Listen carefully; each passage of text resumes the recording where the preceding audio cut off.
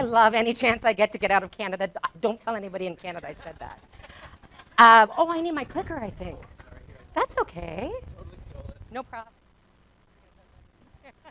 Part of the act. Okay, so how many of you have heard me talk before? Okay, good. There's some of you who haven't. Because for those of you who have, spoiler alert, I talk about a couple of the same people just because they're so fabulous that I need to just reinforce their message every year. So I'm going to do a couple things. I'm going to talk about a couple of disaster heroes that I was able to meet and work with. And then I'll also give us like a little bit of an inspiration on how you could prepare yourself to be disaster heroes as well to your community.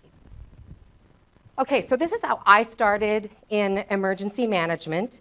I was the youngest at the time to be an emergency management officer. I was 27, and I was also the first female. But I found out I was the first female emergency management officer in Canada. And yeah, thanks. But what I got to do was be deployed to all kinds of different disasters and work with the community leaders to figure out how we can bring them something or bring them whatever they need to help the community. I loved it so much. I was gone all the time, but I loved it. And I especially loved I was able to have this whole team of officers who kind of like took me in like a little sister. And I learned a lot from them as well. Okay. I talk about this a lot as well. Does anybody want to take a guess? Not the ones who've seen my presentation before, of what that is. What do you see here in this picture?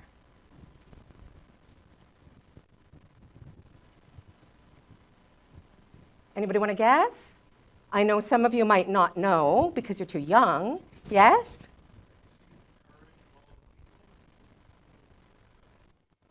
Yep.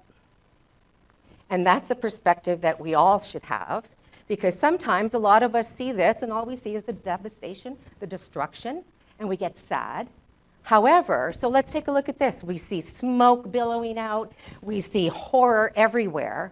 However, let's look at what Mr. Rogers said a long time ago. When I was a boy, I would see scary things in the news, and my mother would say to me, look for the helpers. There'll always be somebody helping, and that will calm you down. So based on that, what do you see now? There are helpers. A lot of these people are volunteers and spent 14 months on that pile.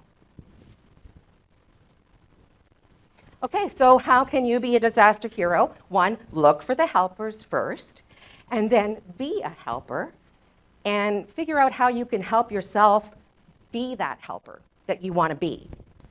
So I'm going to talk about a hidden hero or two that I wrote about in my book, Disaster Heroes. And I wanted to be able to tell the stories of people behind the scenes that you'll never really hear about in the news.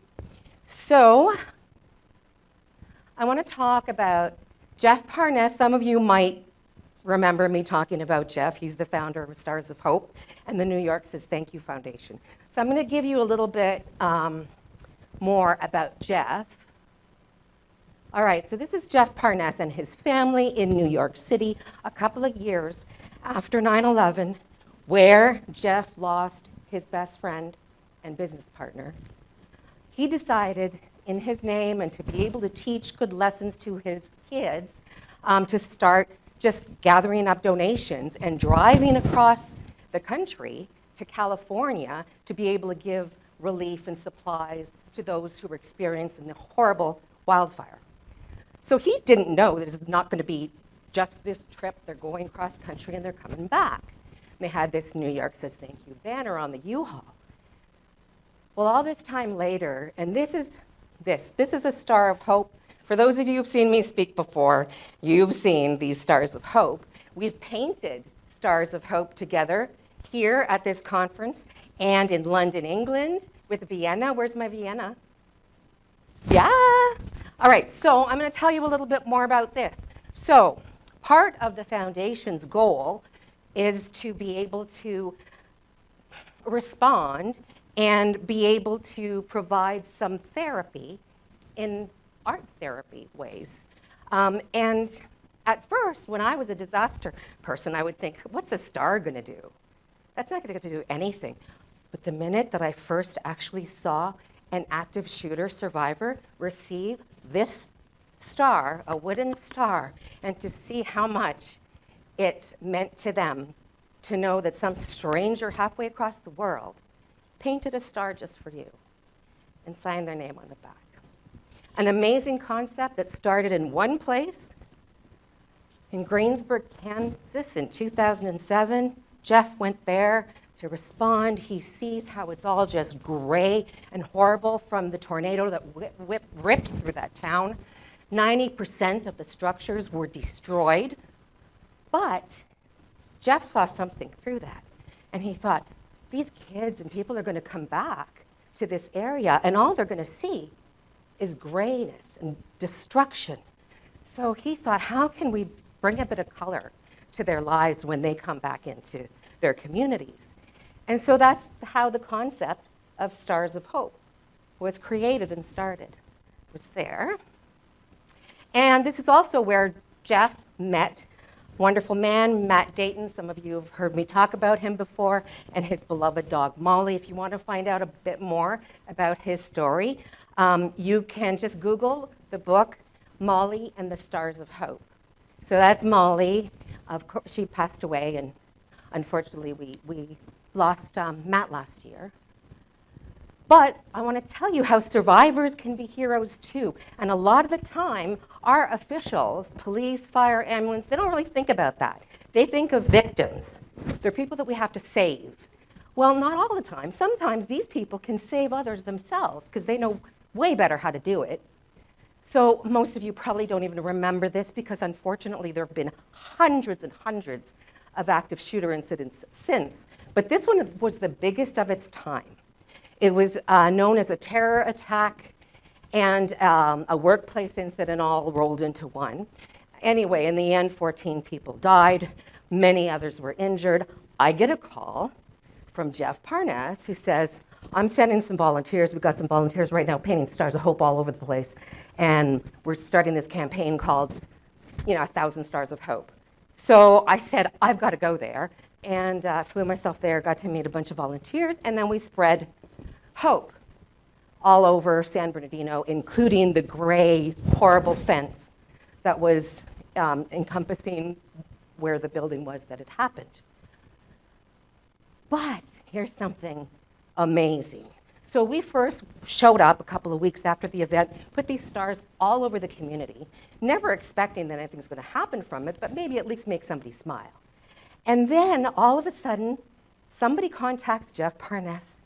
It's one of the survivors that were in the room that day who saw one of our stars, and it gave her the courage to go back to work. And that's just one story of many. So they were so, I don't know, they decided to invite Jeff, and Jeff invited me. So 2 months after the attack, they were painting Stars of Hope. So the survivors and the family members of those lost, what they wanted to do was get together and paint Stars of Hope to give them to the next community, which they did in Texas when the next shooting happened. So there's no borders when it comes to helping others. This is a big fire. Some of you might not be aware of it, but it happened in Canada, in the northern part of Canada.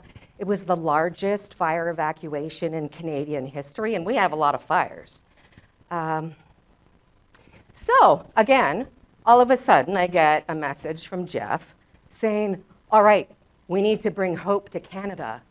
So we've got some stars painted, and this was the first one I think Jeff painted, posted it, off the New York City skyline in the background.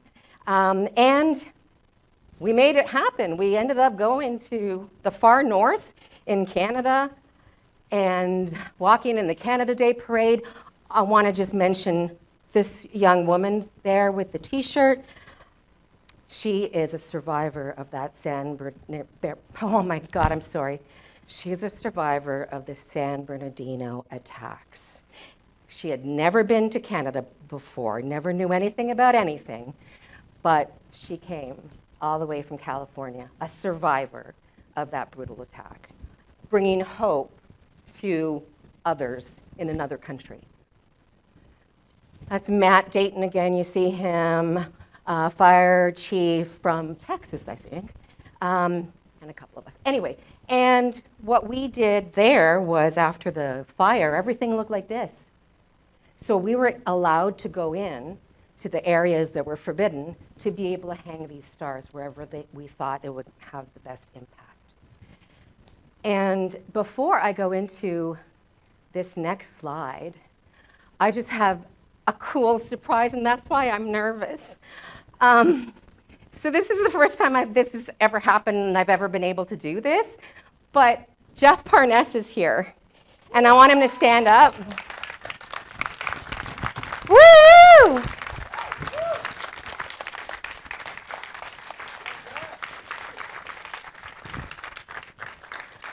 Oh, I love Jeff. Okay. Now, okay, here's the nitty-gritty now. Call to action, quickly. What interests, talents, training, or experience do you have that could be helpful during an emergency? So think about that. You have all different skills that you can bring to the table. What could you do to help? Research which organizations you should contact to maybe get on a volunteer list. When there's a disaster, highlight your unique skills that you have. We all have unique skills. Research the most needed positions during an emergency. Where are you the most, where should you go? And then take additional training for your preferred hero role. And then also think about how you can become a household hero, making yourself and your family safe. So have an emergency exit plan, kits ready to go, to stay home or to go. Make sure that you're thinking about all the different things that you would need to pack in a bag if you had to leave in 5 minutes, because that's how quickly an emergency happens. So make sure that you've got something, at least a go bag at the front or near your door, that if you had to go, you're ready to go. And, all right. Oh, I have to end it with this. So keep spreading hope far and wide from New York to New Zealand and beyond. And that's my lovely Vienna. Thank you, everyone.